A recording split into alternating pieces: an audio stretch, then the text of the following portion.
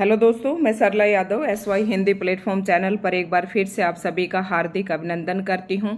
और हम बात कर रहे हैं एचपीएससी के द्वारा यानी कि हरियाणा पब्लिक सर्विस कमीशन के द्वारा कॉलेज कैडर के लिए सहायक प्रोफेसर पदों पर भर्ती हरियाणा में होने वाली है, हो रही है। इसका मतलब है कि एडवर्टाइजमेंट आपकी आ चुकी है और इसके एप्लीकेशन फॉर्म भी स्टार्ट हो गए हैं। तो ये मैंने एक वीडियो पहले से बनाकर डाल दी है, ठीक है। तो आप वहाँ से देख सकते हैं कि कितने पदों पर किस सब्जेक्ट के लिए कितनी भर्ती आई है, क्या प्रक्रिया रहेगी, कैटेगरी वाइज कितनी कितनी पोस्ट हैं। तो ये इससे पहले मैं एक वीडियो डाल चुकी हूँ।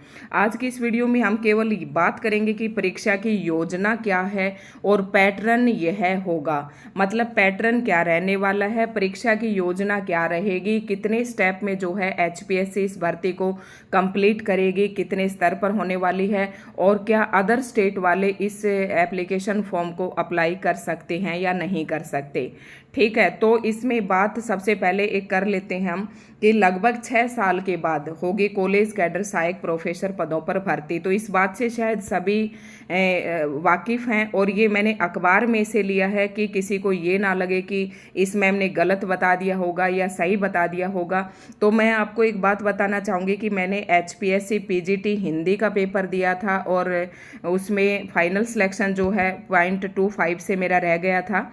तो एचपीएससी की सिलेक्शन जो प्रोसीजर है उसका मुझे पूरा पता है, कैसे इंटरव्यू लेती है, कैसे सब्जेक्टिव होता है, कितने क्वेश्चंस आते हैं। तो इन सब पर आज की इस वीडियो में हम बातचीत करेंगे।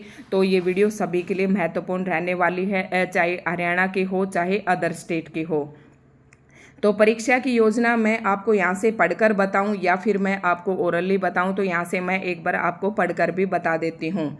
तो सबसे पहले हम बात कर लेंगे कि जो परीक्षा का लेवल है, वो जो परीक्षा है वो 3 स्तर पर आपकी आयोजित की जाएगी। यानी कि सबसे पहले होगा आपका एक स्क्रीनिंग टेस्ट होगा, और उसके बाद आपका सब्जेक्टिव टेस्ट होगा, और उसके बाद होगा इंटरव्यू, ठीक है।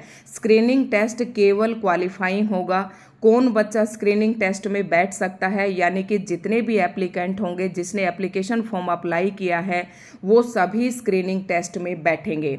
तो बशर्ते आपने अपना एप्लीकेशन फॉर्म में जो एडवर्टाइजमेंट में शर्तें दे रखी हैं उसको आप क्वालिफाई करते हो और उसी के अनुसार आपने अपना एप्लीकेशन फॉर्म भरा है, तो आपके रोल नंबर जरूर आएंगे। तो जितने भी एप्लीकेशन फॉर्म भरेंगे वो सभी कैंडिडेट स्क्रीनिंग टेस्ट में बैठेंगे।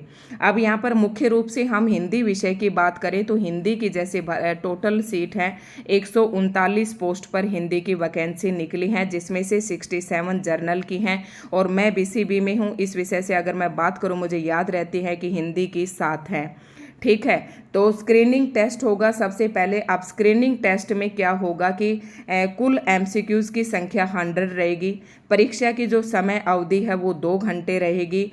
कुल अंक 100 रहेंगे। सभी प्रश्नों पर समान अंक है। और फिर उसके बाद हम थोड़ी सी और बात करेंगे कि ये सारा एग्ज़ाम जो देने के लिए आपको पंचकुला यानी कि चंडीगढ़ आपको जाना पड़ेगा, क्योंकि एचपीएससी जो है कोई भी एग्ज़ाम किसी अदर स्टेट में नहीं लेती है, ओनली पंचकुला में उसका सारा काम होता है। तो स्क्रीनिंग टेस्ट के लिए आपको पंचकुला जाना है, सब्जेक्टिव के लिए भी और फिर इंटरव्यू के लिए भी। अब हम ये बात करेंगे कि स्क्रीनिंग को कौन क्वालिफाई करेगा और कैसे करेगा। तो ये सारी बातें हम धीरे धीरे यहाँ से पढ़ते हैं। तो ये आपको पता चल गया होगा, 100 मार्क्स का होगा, 2 घंटे का समय होगा। और क्या है कि आपको 25 पॉइंट टू पॉइंट हम बात करते हैं। प्रत्येक पर्सन में नंबर ई पर पॉइंट आता है। प्रत्येक पर्सन में 5 विकल्प होंगे आपके पास, ABCDE। अब आप कहेंगे मैम हमेशा तो हमने विकल्प 4 ही देखे हैं, जैसे कि कोई अदर स्टेट का हो चाहे हरियाणा का हो, क्योंकि हरियाणा में पिछली जो 2023-24 की भर्तियां हुई है उन्हीं में ऑप्शन जो 5 है उसको ऐड किया गया है पारदर्शिता लाने के लिए भर्तियों में, ठीक है। तो ऑप्शन आपके 4 ही होंगे। जैसे कोई क्वेश्चन दिया गया है उसका ऑप्शन A, B, C और D, इसमें से मान लो आपको कोई भी नहीं आता है या आप इस प्रश्न को करना नहीं चाहते हैं। क्यों नहीं करना चाहते हैं? हो सकता है आप तुक्के भी नहीं मार सकते। क्यों नहीं मार सकते? क्योंकि उसमें 0.25 जो है अगर आप गलत टिक करते हैं तो आपके अंक काट लिए जाएंगे, यानी कि नेगेटिव मार्किंग है। तो कोई हो सकता है कि जैसे कि 5 ऑप्शन है, 4 ऑप्शन है, इनमें से आप कोई भी ऑप्शन नहीं करना चाहते, यानी कि क्वेश्चन नंबर 11 इसे आप छोड़ना चाहते हैं। तो आप छोड़ना चाहते हैं तो ये जरूरी कि यहाँ पर आपको नन ऑफ दीज, यानी कि इनमें से कोई भी नहीं, ये वाला ऑप्शन आपको जरूर फिल करना होगा। आप इस ऑप्शन को छोड़ नहीं सकते हैं। ठीक है, देखते हैं अब यहाँ से प्रत्येक प्रश्न में 5 विकल्प होंगे, A B C D E. यदि कोई अभ्यर्थी किसी प्रश्न का उत्तर दे रहा है तो उसे उपयुक्त वृत्त ए बी सी डी को काला करना होगा, और यदि वह प्रश्न का उत्तर नहीं दे रहा है, ठीक है, नहीं दे रहा है, तो इसे ई वृत्त को काला करना होगा। यदि 5 वृत्तों में से, वृत्त का मतलब गोला, सर्कल, 5 सर्कल में से कोई भी सर्कल आपने काला नहीं किया जाता है तो चौथाई अंक आपका काट लिया जाएगा, 0.25 आपके मार्क्स कट जाएंगे। ठीक है, यदि कोई अभ्यर्थी 10% से अधिक प्रश्नों में 5 गोलों में से किसी को भी काला नहीं करेगा तो उसे अयोग्य घोषित कर दिया जाएगा। यदि कोई अभ्यर्थी 10% से अधिक प्रश्नों में, यानी कि आप 10 से ज़्यादा जो गोले हैं वो आप छोड़ भी नहीं सकते हैं, काले भी नहीं कर सकते हैं, आपको प्रश्न करने ही करने हैं। ठीक है, प्रत्येक गलत उत्तर के लिए 1/4 अंक। अब आप ये सोचेंगे कि मैम क्या हम 10% ही छोड़ सकते हैं? जी नहीं, आप छोड़ सकते हैं, ज़्यादा भी छोड़ सकते हैं, लेकिन आप लगातार जो है ना 10% जो है, आप कोई अभ्यर्थी 10% से अधिक प्रश्नों में 5 गोलों में से किसी को भी काला नहीं करेगा तो उसे अयोग्य घोषित। आप लगातार जो है 5 या 10 सर्कल जो है, एक साथ 10 सर्कल आप नहीं छोड़ सकते। ठीक है, प्रत्येक गलत उत्तर के लिए 1/4 अंक काट लिया जाएगा। अब क्या कह रहे हैं ये बात आप समझ गए होंगे। ठीक है, तो यहाँ पर आप क्या दे देते हैं, आप स्क्रीनिंग दे देते हैं। अब स्क्रीनिंग आपका 100 मार्क्स का हुआ। ठीक है, 100 मार्क्स का है। अब आपको मिनिमम क्राइटेरिया आपको क्वालिफाई करना है, यानी कि आपको 25% अंक इसमें लाने ही लाने हैं। देखो, अब जैसे कि हिंदी की जो कट ऑफ है, मान लो फॉर एग्जाम्पल हम लेते हैं कि हिंदी की कट ऑफ मान लो अगर आपने 25% नहीं लिए, 100 में से 25 नंबर आपको लेने ही लेने हैं। अगर आपने नहीं लिए तो आप वहाँ पर डिस्क्वालीफाई हो जाएंगे, आपका सब्जेक्टिव के लिए सिलेक्शन नहीं होगा। और अब आप ये कहेंगे कि मैम कि कोई बच्चा 25% को टारगेट लेकर न चले, क्योंकि 25% मिनिमम क्वालिफिकेशन है, क्वालिफाई करने का क्राइटेरिया है। अगर आप 25 को ध्यान में ना रखें, क्योंकि अब मान लो हिंदी की 139 सीटें हैं, तो पिछली बार की अगर पीजीटी की मैं बात करूं तो जैसे उसमें कट ऑफ जो है जर्नल की 55 तक गई थी, और उसके बाद अगर कैटेगरी की बात करो तो 62 या 61 के आसपास गई थी।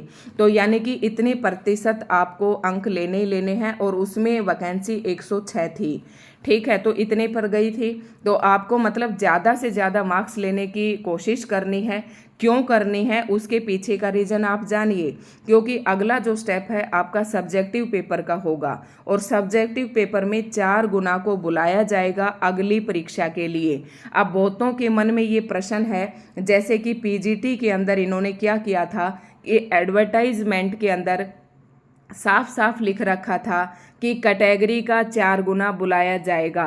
कैटेगरी का मतलब जैसे कि मैं बीसीबी में हूँ, मेरी 7 सीटें हैं, तो 28 जो लोग हैं वो तो स्क्रीनिंग में ये सिलेक्ट करेंगे ही करेंगे। ठीक है, उसके बाद फिर हॉरिजेंटल रिजर्वेशन में से भी लिए थे 33%। ठीक है, और इस प्रकार से ये सिलेक्ट करेंगे। इसी प्रकार से जर्नल के, तो जर्नल में 67 सीटें हैं मान लो, तो इसका 4 गुना बुलाया था। लेकिन यहाँ पर असिस्टेंट प्रोफेसर की परीक्षा के लिए कुछ भी नहीं कह रखा है, तो आप इसका मतलब ये मान के चले कि कैटेगरी का 4 गुना नहीं कह रखा है इसने, 4 गुना को बुलाया जाएगा अगली परीक्षा के लिए। तो इसका मतलब ये है कि 139 का अगर हम 4 गुना करते हैं, 4 नम 36, 3 4 12, 3 15, 1 4 और 1 5, यानी कि 556 बच्चे, और प्लस में आपका जो हॉरिजॉन्टल रिजर्वेशन है उसका भी ये लेंगे। ठीक है, तो इतने कैंडिडेट आपका स्क्रीनिंग टेस्ट में बुलाएंगे ही बुलाएंगे।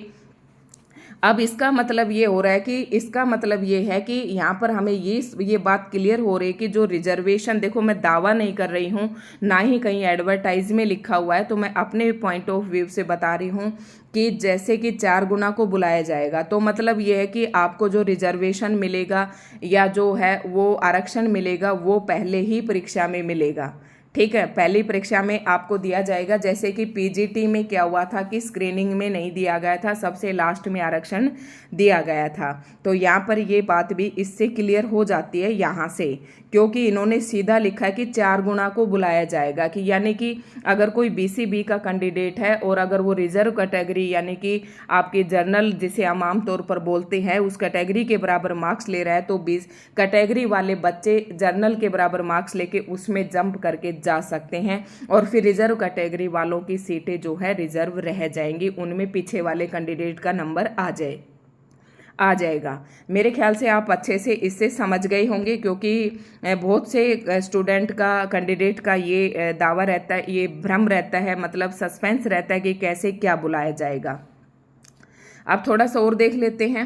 विज्ञापित पदों की संख्या से 4 गुना अभ्यर्थियों, देखो ये बात यहाँ से क्लियर हो जाती है। विज्ञापित पदों की संख्या से 4 गुना अभ्यर्थियों को, जिनमें ब्रैकेटेड अभ्यर्थी यदि कोई हो, तो इसका मतलब जो है ब्रैकेटेड का मुझे समझ में नहीं आया, जो मैंने देखा सर्च किया तो भी मुझे नहीं पता चला, शामिल है। चयन प्रक्रिया के अगले, ब्रैकेटेड का मतलब ये हो सकता है कि जो 33% हॉरिजॉन्टल आरक्षण में दे रखे हैं वो भी, या फिर कोई और है। देखो इसका मैं दावा नहीं करी, इसका क्या मतलब है, चयन प्रक्रिया के अगले चरण के लिए बुलाया जाएगा, यानी कि विज्ञापित पद हमारे कितने हैं 139, और इसका 4 गुना जो है आगे चयन किया जाएगा सब्जेक्टिव के लिए। ठीक है, बशर्ते कि उन्होंने स्क्रीनिंग टेस्ट में न्यूनतम कट ऑफ अंक 25% प्राप्त किए हों। ऐसे मामलों में जहां आवेदकों की कुल संख्या विज्ञापित पदों की संख्या से कम या लगभग 4 गुना है, आयोग उम्मीदवारों को विषय ज्ञान परीक्षा के लिए सीधे बुलाने का अधिकार सुरक्षित रखता है। इसका मतलब क्या हुआ, इस पॉइंट का मतलब हम समझेंगे कि मान लो जैसे कि हिंदी की 139 सीटें हैं और एप्लीकेशन फॉर्म कितने हैं, इसके 4 गुना के लगभग बराबर है या कुछ बहुत ज़्यादा नहीं है। विज्ञापित जहाँ ऐसे मामलों में जहाँ की संख्या से, क्या कह रहा है ये, आवेदकों की कुल संख्या विज्ञापित पदों की संख्या से कम या लगभग 4 गुना है। तो मतलब क्या हुआ कि जैसे कि हिंदी के 139 है तो उसके 4 गुना कैंडिडेट ही अगर एप्लीकेशन फॉर्म भरते हैं तो उनका स्क्रीनिंग टेस्ट नहीं लिया जाएगा, सीधे तौर पर उनकी सब्जेक्टिव परीक्षा का आयोजन करवाया जाएगा और फिर उनका इंटरव्यू होगा। तो ये पॉइंट शायद आपका क्लियर हो गया होगा। उसके बाद है स्क्रीनिंग टेस्ट में अभ्यर्थियों द्वारा प्राप्त अंकों को अंतिम चयन के लिए नहीं गिना जाएगा। मतलब स्क्रीनिंग टेस्ट के जो मार्क्स हैं आपकी चयन प्रक्रिया में कहीं भी शामिल नहीं होगा, ये केवल क्वालिफाइंग नेचर का होगा, क्योंकि ये केवल विषय ज्ञान परीक्षण के लिए अभ्यर्थियों की शॉर्ट लिस्टिंग के लिए है, यानी कि शॉर्ट लिस्ट करने का एक तरीका है बस ये। उसके बाद आपकी जो सिलेक्शन होगा वो सब्जेक्टिव में आप जितने मार्क्स लेंगे प्लस जो इंटरव्यू में आपके मार्क्स लिए जाएंगे उनके ऊपर आपका सिलेक्शन होगा। अब बात करते हैं कि सब्जेक्टिव कितने मार्क्स का होगा और इंटरव्यू आपके कितने मार्क्स का होगा। जो सब्जेक्टिव पेपर होगा वो स्क्रीनिंग के लगभग 1-1.5 महीने, ये तो देखो समय अवधि इनके ऊपर डिपेंड करता है कि किस प्रकार से लेते हैं। तो सब्जेक्टिव जो पेपर होगा उसमें आपके 18 क्वेश्चन टोटल आएंगे, उसमें से आपको 15 क्वेश्चन अटेम्प्ट करने हैं, यानी कि आपका जो सब्जेक्टिव पेपर है वो 150 मार्क्स का रहने वाला है और एक प्रश्न जो है आपका 10 नंबर का 20 मार्क्स का रहने वाला है। तो आपको 15 क्वेश्चन अटेम्प्ट करने हैं 18 में से, ठीक है। और फिर ये 150 में से आप लोगे, देखो जो मैं समझाने की कोशिश कर रही हूँ उसे देखना, सब्जेक्ट प्लस इंटरव्यू। तो जो आप सब्जेक्टिव पेपर दोगे वो आप दोगे तो 150 का, लेकिन बाद में ये इसे 100 में कन्वर्ट करके यानी कि 87.5 बनते हैं और 12 + 5 का आपका इंटरव्यू होगा। इस प्रकार से 100% में से आपका फाइनल रिजल्ट निकाला जाएगा, यानी कि जो इंटरव्यू होगा वो 12.5 का होगा और जो आपका सब्जेक्टिव पेपर होगा 150 में मान लो आपने 75, जैसे कि मैंने पिछली बार मार्क्स लिए थे, मान लो मेरे 67 थे तो ये 75 का कुछ उन्होंने 39 या 40% कुछ बनाए थे, मुझे अच्छे से ध्यान नहीं है। तो उसको इसमें से मान लो मैंने 87 में से इतने लिए, ठीक है। तो उसके बाद फिर इंटरव्यू मुझे 6 मार्क्स मिले थे। तो ऐसे करके आपका रिजल्ट निकाला जाएगा, ठीक है। आप समझ गए होंगे। तो आपको ध्यान रखना है कि आप सब्जेक्टिव पेपर में ही ज़्यादा से ज़्यादा मार्क्स जो है पहले अपने ले लें। तो इंटरव्यू में किस प्रकार से लेते हैं, इंटरव्यू में क्या होता है कि कमेटी के 4 या 5 मेंबर वहाँ पर बैठे रहते हैं और जो इंटरव्यूअर है वो यहाँ पर उसका स्टूल डला हुआ होता है, चेयर डली होती है, स्टूल होता है, साथ में ब्लैक बोर्ड भी होता है और ये कमेटी जो है आपका इंटरव्यू लेगी, ठीक है। तो इसके ऊपर हम बाद में भी वीडियो बना देंगे। सब्जेक्टिव पेपर में मैंने बता दिया है। अब हम थोड़ी सी बात कर लेते हैं कि आप हिंदी विषय से अगर तैयारी करना चाहते हैं असिस्टेंट प्रोफेसर की, तो आप किस प्रकार से प्रिपरेशन करें। अब हिंदी विषय का जो सिलेबस, अब हम सिलेबस पर थोड़ी सी बात करते हैं। सिलेबस जो है अभी एचपीएससी की साइट पे नहीं डाला गया है। तो असिस्टेंट प्रोफेसर के लिए जो सिलेबस है वो आप हिंदी साहित्य मान सकते हैं। देखो हिंदी साहित्य के आप प्रोफेसर बनने वाले हैं हिंदी के, तो हिंदी साहित्य तो आपका आएगा ही आएगा। तो हिंदी साहित्य आपको पता है कि 4 कालखंडों में विभाजित है। उसके बाद आपका पाश्चात्य काव्य शास्त्र आता है और फिर भारतीय काव्य शास्त्र आता है। तो ये सब हमें पढ़ना ही पढ़ना पड़ेगा और यही सब आप यूजीसी नेट में भी पढ़ते हैं। तो इसका सिलेबस जो है थोड़ा सा डिफरेंट है, मैंने अलग से सिलेबस निकाला है। जैसे कि जो ओल्ड सिलेबस एचपीएससी की साइट पर पड़ा हुआ था, तो उसके हिसाब से आप कहेंगे तो मैं एक अलग से वीडियो डाल दूंगी। और क्योंकि हिंदी साहित्य जो है वो आपका बदलने वाला नहीं है। और ऐसी बात तो है नहीं कि असिस्टेंट प्रोफेसर का एग्जाम है और आपसे पाश्चात्य काव्य शास्त्र और भारतीय काव्य शास्त्र पूछेंगे नहीं, ये तो इसका मतलब तो है ही नहीं बिल्कुल। तो ये तो आपके सिलेबस से पूछा जाएंगे, इतना तो हमारा भी एक्सपीरियंस है और मैं ये बात आपको अपने अनुभव से कह रही हूँ, ठीक है। बाकी हम बात करेंगे सिलेबस आने के बाद। तो मैंने अपने एसवाई हिंदी प्लेटफॉर्म चैनल पर जो आपके सिद्धांत हैं, जैसे कि पाश्चात्य काव्य शास्त्र ने जितने भी सिद्धांत दिए, जैसे कि टीएस इलियट है, अरस्तु का सिद्धांत है, ठीक है। ये सारे जो सिद्धांत है ये मैंने अपने चैनल पर बहुत ही बखूबी, बहुत ही अच्छे तरीके से आसान शब्दों में आपको पढ़ाया है। अब आप थोड़ी सी तैयारी करते वक्त इस तरीके से ध्यान रखेंगे कि आपको ना सब्जेक्टिव के हिसाब से पढ़ना है, क्योंकि पेपर आपका सब्जेक्टिव होगा और ऑब्जेक्टिव होगा। स्क्रीनिंग आपका ऑब्जेक्टिव होगा, तो आप सब्जेक्टिव पढ़ेंगे तो ऑब्जेक्टिव वहाँ से निकल कर आ जाएंगे, ठीक है। तो शुरू में ही आप सब्जेक्टिव को लेकर चढ़े और मैंने जितनी भी वीडियो डाल रखी वो सब्जेक्टिव को मद्देनजर रखते हुए मैंने डाली थी, क्योंकि एक बार मैंने 2-3 महीने पहले अपने चैनल पर तैयारी करवानी शुरू की थी। मुझे पता था कि असिस्टेंट पीजीटी के बाद असिस्टेंट प्रोफेसर की भर्ती हरियाणा में आएंगी इलेक्शन से पहले। तो आप वहाँ से देख सकते हैं, एसवाई हिंदी प्लेटफॉर्म मेरे चैनल का नाम है, तो आप इसे सब्सक्राइब कर लें। और कल से जो है मैं रेगुलर वीडियोज़ यहाँ पर डालती रहूँगी। जब तक आपका नया सिलेबस नहीं आता है तो एचपीएससी की साइट पे पुराना सिलेबस है, उसके अकॉर्डिंग मैं आपके पास वीडियो डालती रहूँगी। तो सिलेबस के ऊपर मैं कल एक वीडियो बनाऊँगी। ये आपका सिलेक्शन प्रोसीजर था, ये मैंने सारा आपको समझा दिया है। अब आपको एप्लीकेशन फॉर्म भरते वक्त आपको ध्यान रखना है, एक मेजर बात है, जैसे कोई अदर स्टेट का भरता है या कोई और स्टूडेंट है वो, कि आपके पास 10वीं और 12वीं, 10वीं में हो चाहे 12वीं में हो, हिंदी या संस्कृत विषय आपका मैंडेटरी है, वो आपके पास जरूर होना चाहिए। मास्टर डिग्री में आपके 55% अंक जरूर होने चाहिए। अब आप एक प्रश्न मेरे पास बहुत ज़्यादा आ रहा था कि क्या ओबीसी वाले जर्नल में भर सकते हैं। तो देखो ओबीसी वाले और बीसी वाले और ये तो कोई बात ही नहीं रह गई, क्योंकि इन्होंने क्या कहा कि 4 गुना को बुलाया जाएगा, जो जीतेगा वही सिकंदर।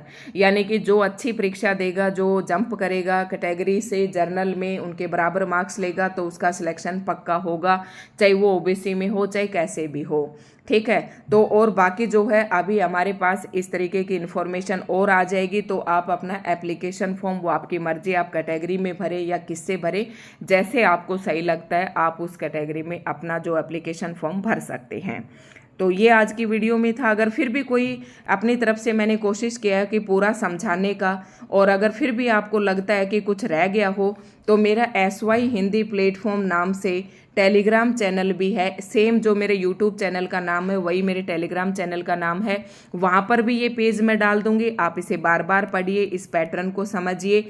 जैसे कि जो हरियाणा के हैं उन्हें तो जल्दी समझ में आ जाएगा, लेकिन जो बाहर के हैं वो यहाँ से पढ़कर अच्छे से समझ सकते हैं। ठीक है। परीक्षा की योजना, पैटर्न मैंने आपको सारा बता दिया है। तो दोस्तों आज के इसमें इतना ही था। अगर फिर भी आपके मन में कोई डाउट रहता है तो आप कमेंट करिए, अगर पॉसिबल है या मुझे उसका डाउट का आंसर मेरे पास है तो मैं जवाब ज़रूर दूंगी। वैसे जब तक मुझे जवाब का जो प्रश्न आपने जो पूछा है उसका उत्तर जब तक मेरे पास कंफर्म नहीं होता है तो मैं तब तक उसका जवाब नहीं देती हूँ, चाहे किसी को अच्छा लगे चाहे किसी को बुरा लगे। मेरे को बिल्कुल पसंद नहीं है कि मैं किसी को सस्पेंस में रखूँ, क्योंकि अगर मैं नहीं बताऊंगी तो वो बच्चा अपने प्रश्न को कहीं और से पूछताछ के अपनी तसल्ली कर लेगा। ठीक है, लेकिन मैं गलत आपको नहीं बताऊंगी, जितना मुझे पता है मैं उतना ही उसका जवाब दूंगी। तो यही मैं कहना चाह रही थी कि आप हमारे चैनल से जुड़ सकते हैं, चैनल को सब्सक्राइब करें। बहुत कुछ मैंने चैनल पर पढ़ा भी रखा है। जैसे भारतीय काव्य शास्त्र की बात करें, ठीक है, तो उसमें मैंने छंद भी पढ़ा रखे हैं, रस भी पढ़ा रखे हैं, काव्य गुण दोष ये सब मैंने पढ़ा रखे हैं, लेकिन वो पीजीटी के लिहाज से पढ़ाए थे। हाँ, लेकिन ये जो मैंने पाश्चात्य काव्य शास्त्र के सिद्धांत पढ़ाए हैं ये मैंने कॉलेज कैडर के हिसाब से पढ़ाए हैं, तो आप वहाँ से पढ़ सकते हैं। वैसे हम कल से अपने यहाँ पर तैयारी तुम्हारे लिए मैं इस तैयारी को स्टार्ट कर रही हूँ। अभी एप्लीकेशन फॉर्म नहीं भरे गए हैं। अगर आप अभी से अपनी तैयारी करना शुरू करते हैं तो आपकी जीत भी निश्चित है। ठीक है, तो जैसे जैसे इंटरव्यू आएगा, सब्जेक्टिव एग्जाम आएगा, समय समय पर हम आपको मोटिवेट करते रहेंगे। ठीक है, तो आज की इस वीडियो में इतना ही था दोस्तों। वीडियो को लाइक एंड शेयर करें, शेयर ज़्यादा से ज़्यादा करें ताकि सभी के जो डाउट्स हैं वो क्लियर हो जाएं। तो धन्यवाद।